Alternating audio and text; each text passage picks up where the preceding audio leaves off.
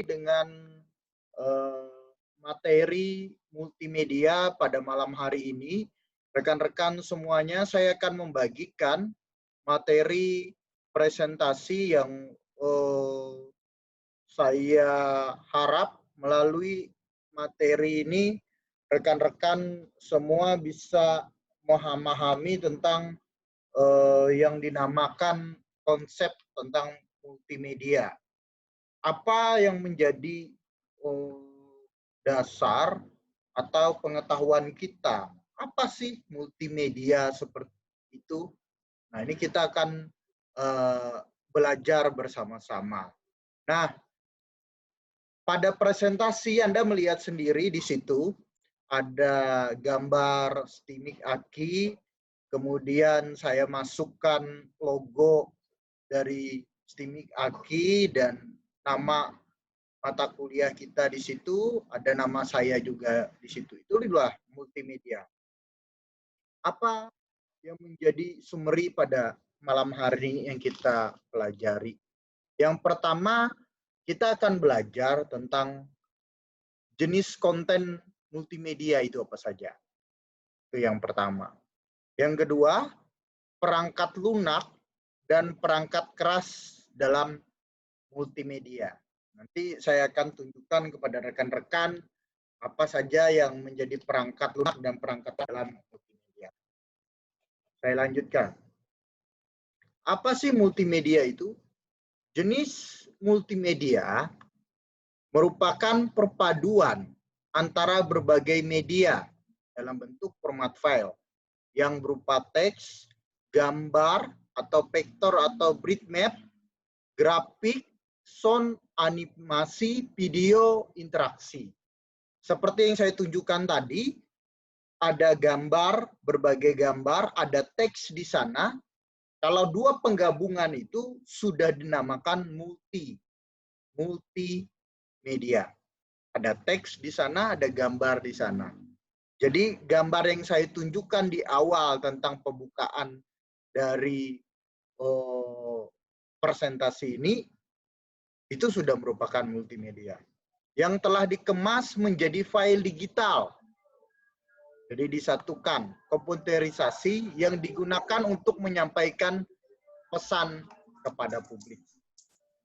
Jadi multimedia itu sendiri ada tujuannya. Tujuannya adalah untuk menyampaikan pesan kepada publik. Jadi seperti yang saya buat tadi.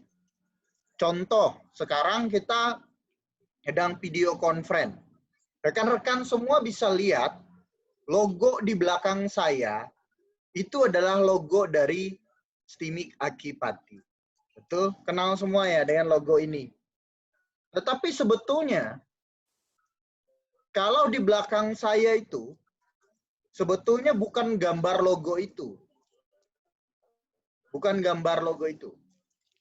Tapi sebetulnya ada sebuah bidang dinding di mana menggapai multimedia ini, memakai komputer ini, saya edit, saya kemas sehingga sepertinya itu adalah logo dari Stimik Aki. Kalau rekan-rekan bisa lihat, ini adalah rumah saya sebetulnya. Jadi sengaja saya buat persis di belakang saya itu adalah logo Stimik Aki. Bisa logo yang lain enggak, Pak? Bisa, sangat bisa. Bisa gambar keluarga saya, Pak? Bisa. Nah, penggunaan Zoom ini juga, aplikasi ini juga merupakan bagian dari multimedia. Bagian dari proses multimedia, di mana kita sudah melaksanakannya pada saat ini. Lanjutnya, yang telah dikemas menjadi file digital komputerisasi dan digunakan untuk menyampaikan informasi. Jadi multimedia itu berguna untuk menyampaikan sebuah informasi yang tentunya sangat berguna untuk mendapat menjadi pengetahuan orang yang melihat, membaca, mendengar dari multimedia yang sudah kita tampilkan. Jenis konten multimedia. Ini menurut Green and Brown. Multimedia interaktif adalah menggabungkan dan mensinergikan semua media yang terdiri dari teks, ada grafik di sana, ada audio di sana, ada interaktivitas di sana, ada kegiatan di sana. Nah, kalau cuma hanya grafik dan teks, apakah itu multimedia? Ya, karena kata multi yang dipakai di sana. Artinya lebih dari satu media yang dipakai. Ada teks, ada grafik, ada gambar, dan semuanya. Kita melihat teks adalah simbol yang berupa medium visual yang digunakan untuk menjelaskan bahasa lisan. Teks memiliki macam jenis dan bentuk atau tipe. Sebagai contoh, Times News Roman, Arial, Comic Sans, MS, ukuran dan warna. Itu adalah teks. Di mana saya yakin rekan-rekan semua, apalagi sudah semester akhir, sangat tidak asing dengan ini. Apalagi yang jago-jagonya Microsoft Word, ini semua sangat hafal dengan ini. Jadi teks itu adalah bagian dari multimedia. Apabila gambar digabungkan dengan teks, itu adalah multimedia. Satuan dari ukuran suatu teks terdiri dari length atau dan size. Length biasanya menyatakan banyaknya teks dalam sebuah kata atau halaman. Size menyatakan ukuran besar atau kecil suatu huruf. Standar teks memiliki size 10 atau 12. Itu biasanya dikerjakan di dalam Microsoft Word. Dan memang ini dikerjakan juga, dipakai juga hampir setiap lini dari sistem teks sekarang sudah tidak ada lagi pakai tulis tangan. Semuanya menggunakan aplikasi komputer, bahkan semua menggunakan multimedia. Semakin besar size suatu huruf, maka semakin tampak besar ukuran huruf tersebut. Grafik. Apa itu grafik? Grafik suatu medium berbasis visual dan seluruh gambar dua dimensi atau grafik. Itulah gambar yang sering kita sebutkan tadi. Apabila gambar dirender dalam bentuk 3 dimensi, maka tetap disajikan melalui medium 2 dimensi. Hal ini termasuk gambar yang disajikan lewat kertas, televisi, ataupun layar monitor. Grafik bisa saja menyajikan kenyataan, realita, atau hanya berbentuk ikonik. Contoh grafik yang menyajikan kenyataan adalah foto, dan contoh grafik yang berbentuk ikonik adalah kartun, seperti gambar yang biasanya dipasang di pintu toilet untuk membedakan toilet laki-laki dan perempuan. Jadi gambar itu adalah grafik. Grafik juga terdiri dari gambar diam dan gambar bergerak. Contoh dari gambar diam, foto, gambar digital, lukisan, poster. Gambar diam biasanya diukur berdasarkan size yang sering juga disebut kampas size dan resolusinya. Contoh dari gambar bergerak adalah animasi, video, film, selain dari ukuran dengan menggunakan size resolusi. Gambar bergerak juga memiliki durasi. Audio, ini penjelasan dari audio. Audio atau medium berbasis suara adalah segala sesuatu yang bisa didengar dengan menggunakan indera pendengaran. Contohnya narasi, lagu, sound effect, sound, itu adalah contoh dari audio. Interaktivitas. Interaktivitas bukanlah medium. Interaktivitas adalah rancangan di balik suatu program multimedia. Dan interaktivitas mengizinkan seorang untuk akses. Oke, ini ada sound masuk ini. Nah, saya coba beri apa namanya? Oke. Sudah ya? Oke, terima kasih. Kita lanjutkan.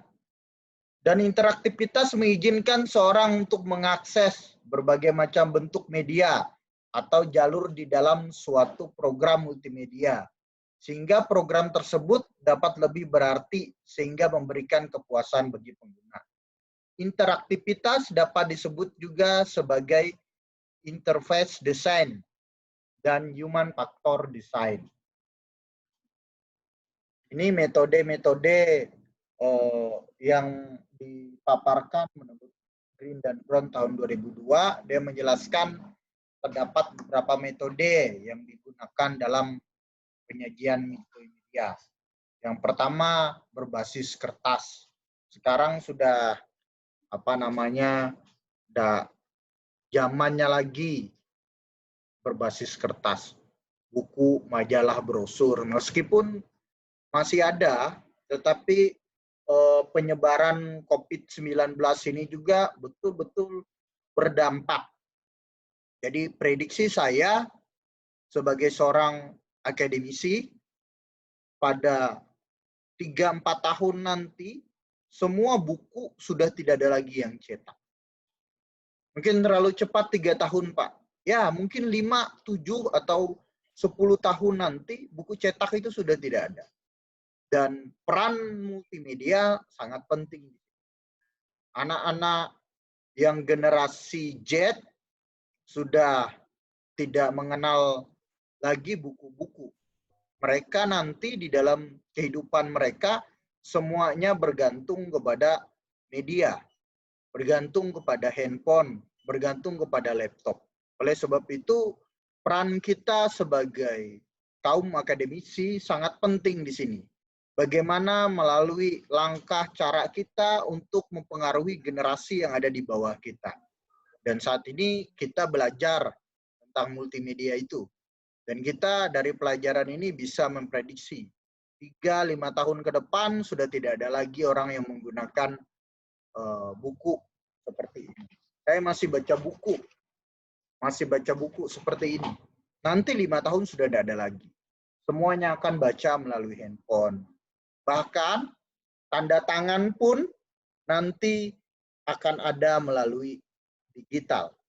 Jadi orang tidak tanda tangan lagi pakai ballpoint. Nah, tantangan ini harus menjadi peluang bagi kita sebagai kaum-kaum akademisi untuk bisa memberi peran yang baik kepada generasi di bawah kita.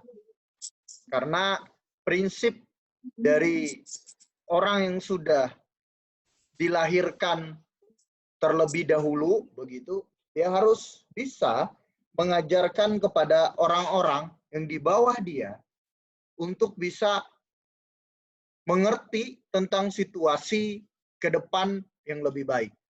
Dan kita hidup pada zaman milenial, pada generasi milenial yang tentunya akan sangat berperan di dalam membentuk generasi berikutnya.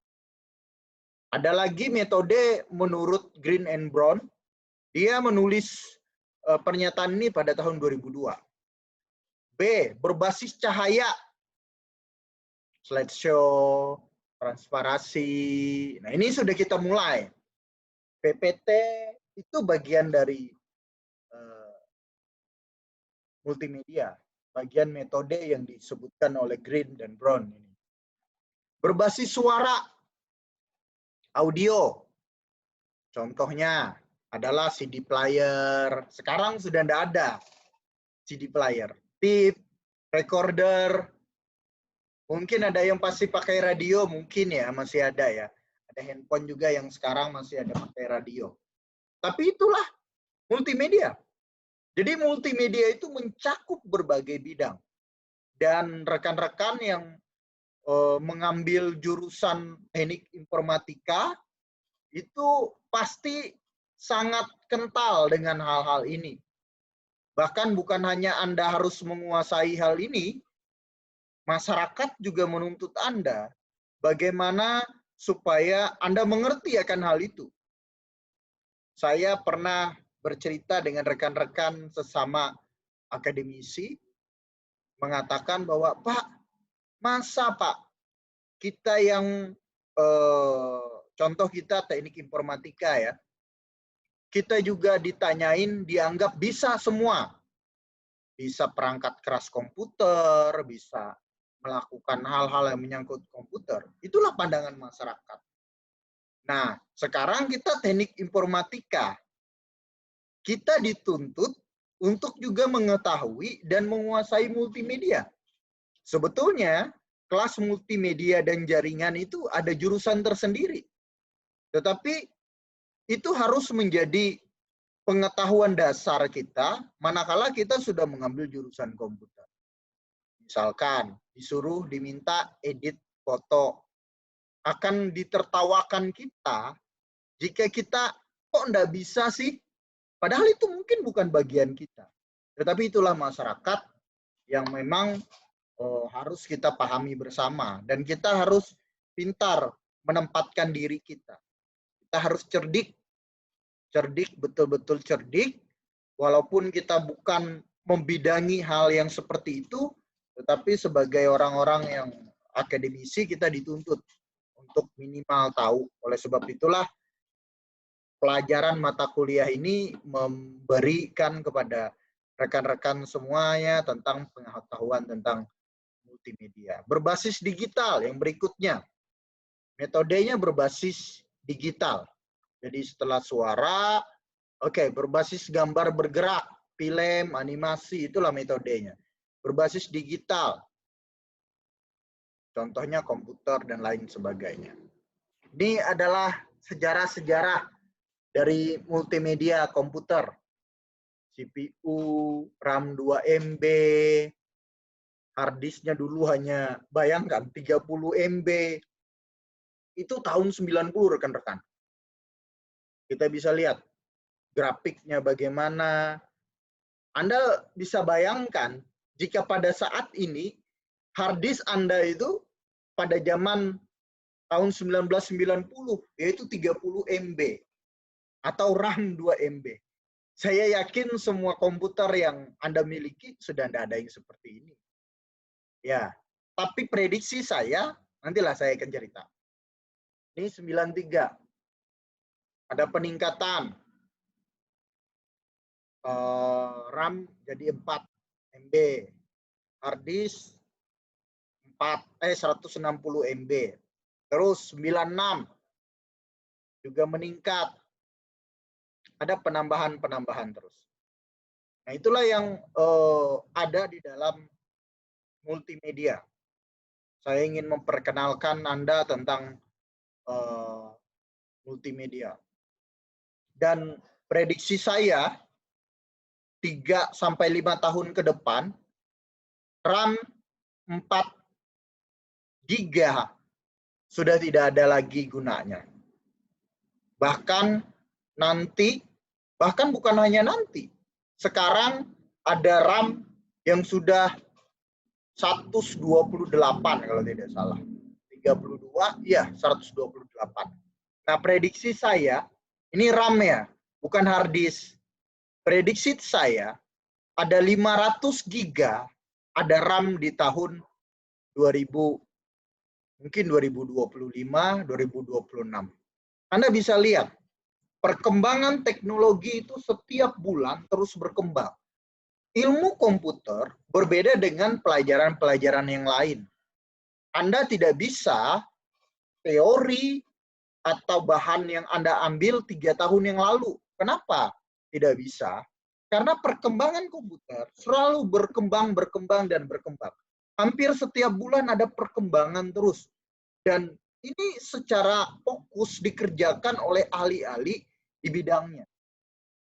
Termasuk kita bisa menikmati pada saat ini dari Zoom misalkan. Meskipun ada, zaman dulu ada Skype, dan ada yang lainnya. Tapi pada saat ini betul-betul ini sangat menolong kita. Ya, perkembangan teknologi itu sangat cepat. Oleh sebab itu, kita harus menguasai teknologi itu. Mungkin kita tidak tahu semuanya, tapi kita harus menguasai teknologi itu. Jadi jangan sampai kita dikuasai oleh teknologi. Dan rekan-rekan yang memiliki jurusan teknik informatika juga harus tahu ke depannya akan ada apa. Prediksi saya, aplikasi software akan terus berkembang, terus berjalan dengan baik, dan terus akan membuat kita bisa lebih cepat, lebih cepat, lebih cepat. Pada masa sekarang, kecepatan itu sangat menentukan. Nah, tetapi rekan-rekan semua yang ada di sini, saya ingin kasih tahu, seringkali karena terlalu cepat, akhirnya tidak mendapatkannya secara utuh. Contoh, kita mau cepat lihat video YouTube misalkan tentang pelajaran. Ada disajikan 1 menit, ada 5 menit, bahkan ada yang 1 jam. Secara emosional atau secara manusia, mungkin kita akan mengambil 1 menit. Oh, sudah ngerti kok, tapi belum tentu. Belum tentu. Kalau kamu ingin mengerti banyak, kamu harus belajar yang 1 jam. Karena kalau hanya 1 menit, ada informasi penting, tapi akan lebih baik lagi kalau kamu belajar yang 1 jam. Pada zaman sekarang, orang semuanya kepengen instan. Kepengen yang mudah-mudah. Nah, disinilah peran kita. Bagaimana menyajikan sesuatu yang mudah dipahami, mudah dimengerti, tetapi punya bobot dari nilai yang sangat baik. Oke, itu pengantar saya tentang multimedia.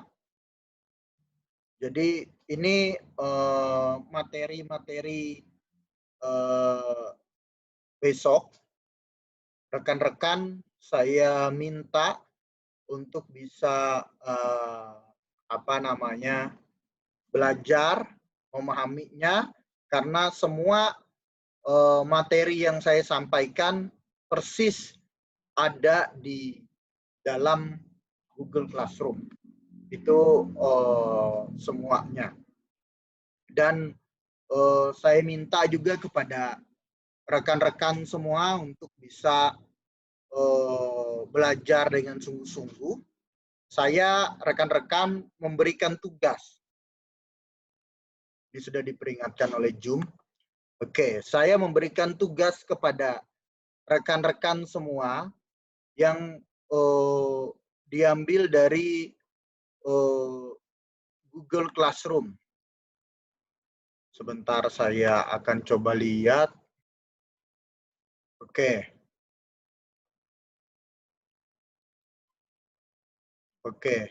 Kita bisa lihat di dalam Google Classroom. Lihat di Google Classroom, saya memberikan rekan-rekan semua materi. Yang saya sampaikan materi malam ini ada di dalam Google Classroom ini. Dan saya memberikan tugas kepada Anda semua, di mana tugasnya adalah untuk Anda bisa membaca. Ada 2 jurnal yang saya berikan di sana. Jadi kedua jurnal ini saya minta Anda memilih salah satu saja. Jadi tugasnya besok mempresentasikan salah satu jurnal ini. Jadi Anda pilih mau jurnal yang pertama atau yang kedua. Tidak dua-duanya disampaikan. Setelah Anda pilih, Anda baca dari awal sampai akhir. Jurnal ini tidak banyak halaman, tidak sampai 100 halaman, paling-paling cuman belasan halaman. Oleh sebab itu Anda punya waktu untuk membaca secara singkat. Setelah Anda baca semuanya, lalu saya minta Anda baca ulang lagi tentang metodenya dengan seksama. Setelah Anda baca metodenya, lalu Anda buat rangkumannya dalam bentuk presentasi. Nah, kita akan menggunakan media Zoom ini juga presentasinya. Jadi untuk besok ini tugas mandiri. Saya harap tidak copy paste dari temannya. Karena kalau Anda copy paste, saya akan memberikan nilai yang kurang. Jadi saya minta kerjakan semampu kita, tidak usah menjadi terlalu beban, tapi saya ingin menuntun Anda supaya mengerti konsep akademis tentang multimedia. Ini jurnal yang saya ambil dari Sinta, itu jurnalnya pemerintah yang resmi, jadi Anda bisa baca, mengerti tentang jurnal.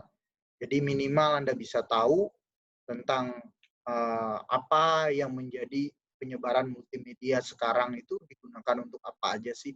Karena multimedia masuk ke dalam berbagai bidang dan aspek yang lainnya. Oke, begitu rekan-rekan, saya mengucapkan banyak terima kasih atas semua partisipasinya.